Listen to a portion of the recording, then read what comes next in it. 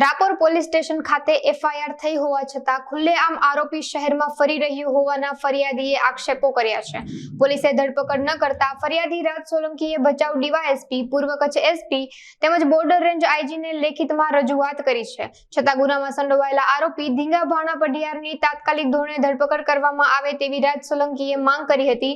ફરિયાદીના પરિવારને કોઈ હાનિ પહોંચે તો તેના જવાબદાર પોલીસ અધિક્ષકો રહેશે તેવી માંગ સાથે ઉચ્ચ કક્ષાએ પૂર્વ કચ્છ એસીપી ने પણ રજૂઆત કરી હતી। મારું નામ છે રાજ સોલંકી। મારી રજૂઆત એવી છે કે 23 તારીખ 8મો મહિનો 2024 માં ધીંગા ભાણા ઉપર એફઆઈઆર પાડવામાં આવી હતી। હજી સુધી મતલબ એની ધરપકડ નથી થઈ।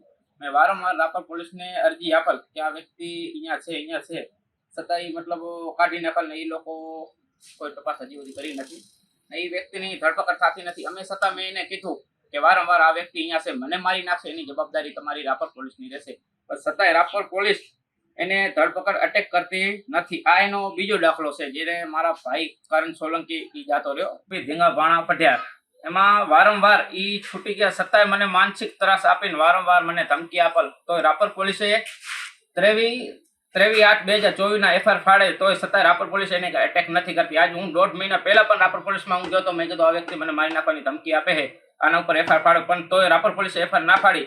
છેવટ મારે એસપી સાહેબને રજૂઆત કરવી પડી કે એસપી સાહેબ મારી એફઆઈઆર ફાડો, નકા મને આ માનસિક ત્રાસ આપે છે, મને કોઈ પણ મારું પગલું ભરાશે એને રાપર પોલીસની જવાબદારી રહેશે, છતાં મારે પગલું ભરવું પડ્યું હતું।